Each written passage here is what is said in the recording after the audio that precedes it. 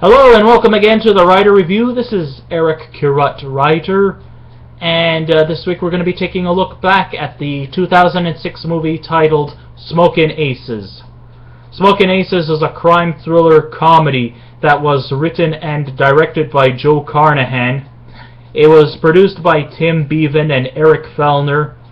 The cinematography was done by Mauro Fiore, and the music was scored by Clint Mansell, and it stars Ryan Reynolds, Ray Liotta, Jeremy Piven, Andy Garcia, Alicia Keys, and Ben Affleck, amongst many other actors and actresses. This was really a character-driven film. A lot of characters were in this movie. This movie definitely does sort of spell off from the traditions of other ensemble-driven directors like Martin Scorsese, Quentin Tarantino, and Guy Ritchie. The story of the movie goes a little something like this. Las Vegas magician and mob accomplice Buddy Aces Israel, played by Jeremy Piven, is hiding out at his penthouse in Lake Tahoe along with his associates. Meanwhile, Agents Mesner, played by Ryan Reynolds, and Carruthers, played by Ray Liotta, find out that mob boss Primo Sparazza has placed a bounty worth up to $1 million if he could get the heart of Israel to the dying Sparazza.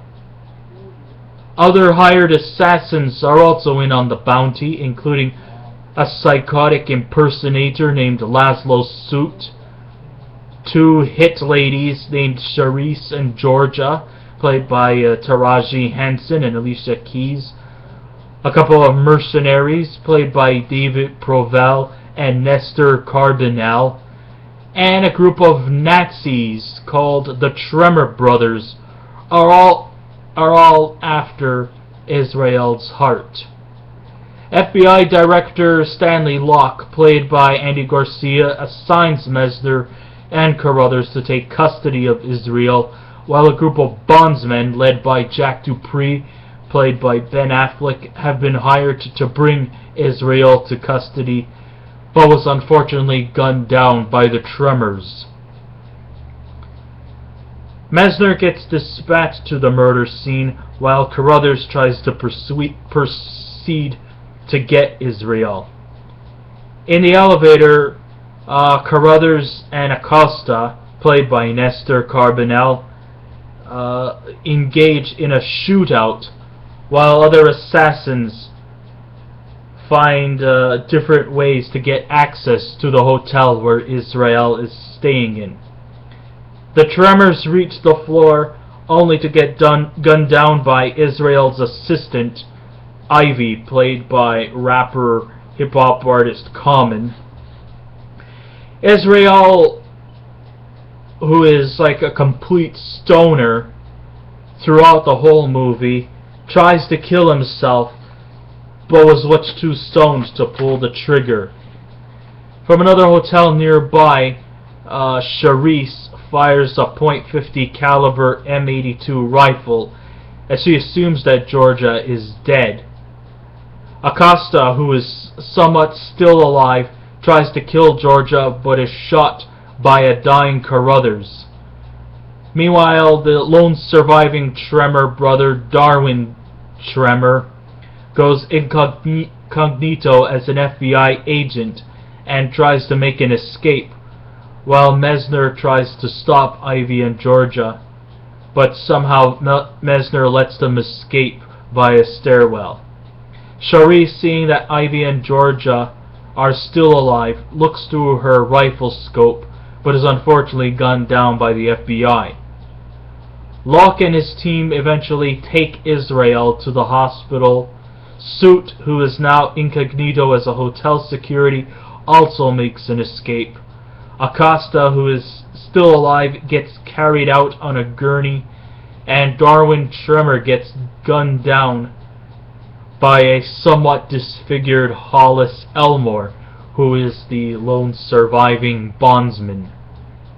It all kind of boils down to Locke explaining all the chaos that has happened today to Messner, and this mysterious Swede who was supposed to have been some kind of an assassin working for Primo Speranza was not really an assassin, but was a heart surgeon who has a medical practice at the University of Stockholm, and he has been assigned by Peraza to perform the heart surgery on him, and Soot, who was hired by the mob boss, was supposed to get Israel to go on with the procedure. Speranza has also been revealed that he's not even really a mob boss, but was many years ago an FBI agent who went incognito and was assumed to have been killed by the mob.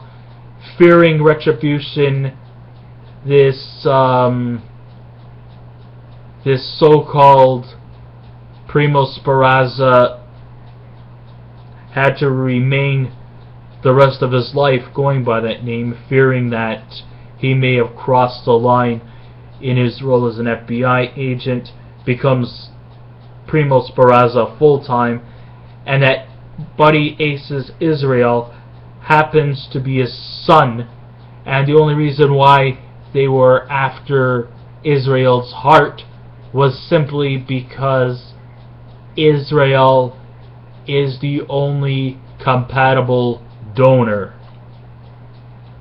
Locke demands and he reassigns Messner from the FBI on the spot, and to go back to DC and forget everything that has transpired. Feeling betrayed by the unnecessary carnage and all the chaos that has erupted, Messner decides to just put an end to it. So he takes himself into the emergency room, seats himself between Speranza and Israel, and decides to just pull the plug on them both. Locke and his agents try to break into the emergency room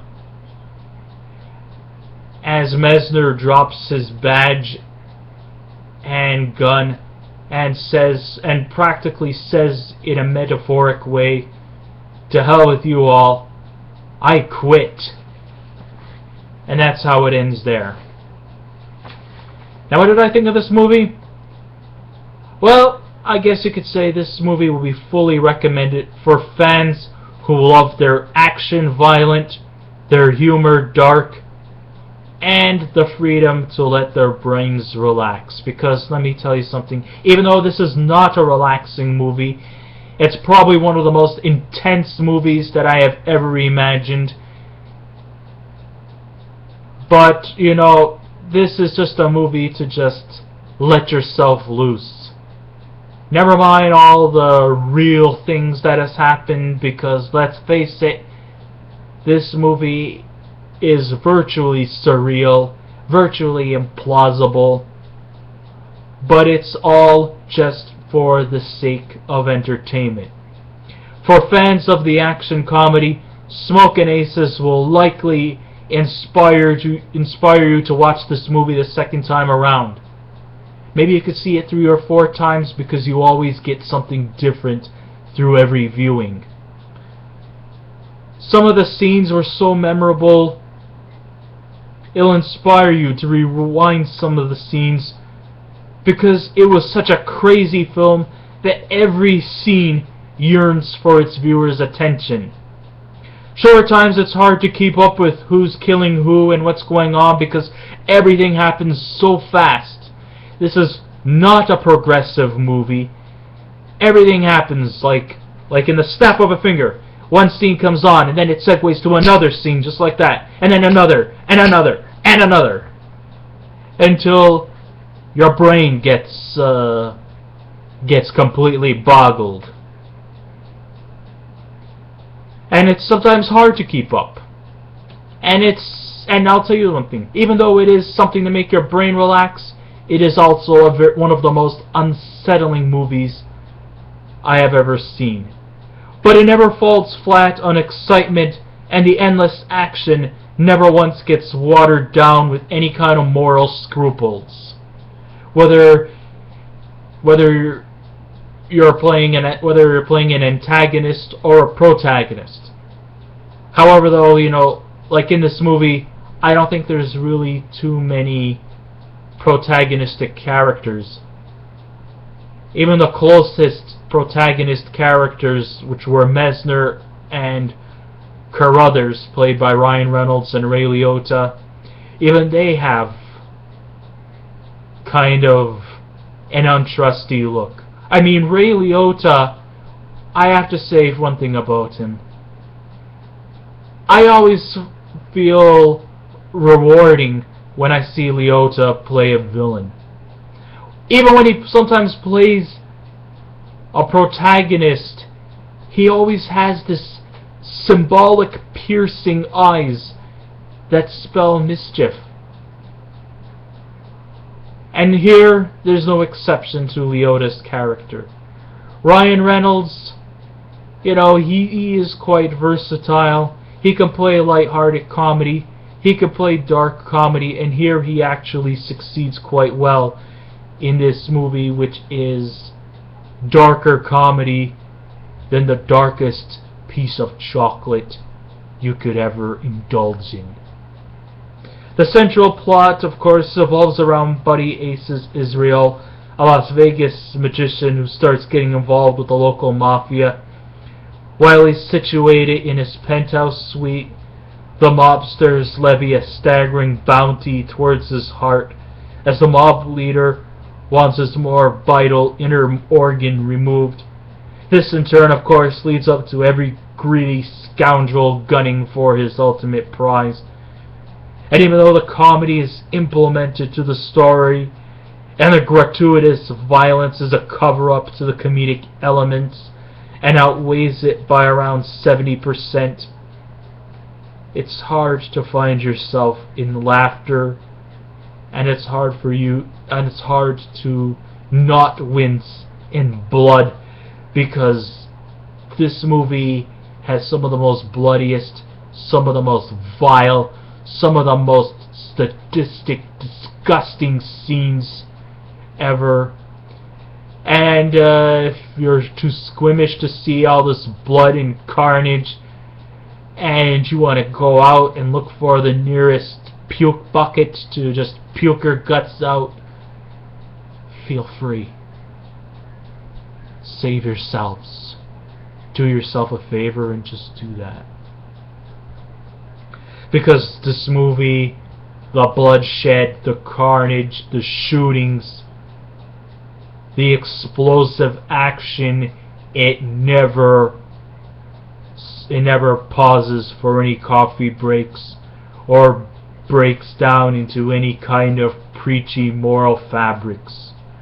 This movie is pure gore. So if you have little kids watching this movie, shame on you. I would not even let your 13-year-old watch this movie. This movie is pure fucking R. Do not, and I repeat, do not let your kids watch this movie. If you do, parents out there, mothers, fathers, guardians, shame on you. And shame on your souls. Wait till they're 18 before they see Smokin Aces. Alright, let me tell you a little bit about the performances. One of the great performances here, Jeremy Piven succeeds to produce the most reddest bloodshot eyes I have ever seen. I mean, his eyes were so bloodshot red, it actually puts Dracula to shame. I'm not usually a big fan of Ben Affleck, but he actually seemed kind of convincing and almost unrecognizable as an ex-cop, now a bondsman who hangs around in pool halls. And if you're not a big fan of Ben Affleck, you'll be pleased to know that he is not on for very long and he gets shot right away. Andy Garcia turned up some memorable performances. At first we think of him as a studious, intellectual FBI agent director who turns out that this whole operation was nothing more than a sham. But the best turnaround in this movie, surprisingly, goes to hip-hop singer-actress Alicia Keys. I mean, her scenes just seems to chew up. She seems to chew up every scene she's in, and she does it splendidly. I mean, her scenes are actually some of the best. And also, she's also not too sore on the eyes, too. Sure, lots of movies had packed on the twists and squeezed out the blood, but very few has gone over the top as Smokin' Aces. With an abundance of dead bodies and no-nonsense delivery of lines by the cast, for people who love this kind of movie will have a ball with this film. Sure, the characters come off as unlikable and the violence will make you wince at times, but there is seldom a dull moment. And if you can sit through the whole hour and 50-minute duration of this movie, then I guess that means you must have had a hell of a good time. So I guess this ends our writer review. I hope you enjoyed it. Please write back to me. And remember, be courteous. I don't want any more cyberbullying. No more verbal abuse. If you have nothing nice to say about me or my reviews, don't say anything at all. Don't waste your time. Do yourself a favor. Do me a favor. And just go on with your lives. Okay? I've had enough of the verbal abuse. I'm doing my best. I'm only human. And I don't need this kind of abuse from anyone. If not, I will report you. And until then, I'm going to be back again with another review. And I thank you for listening. And have a good day, everyone.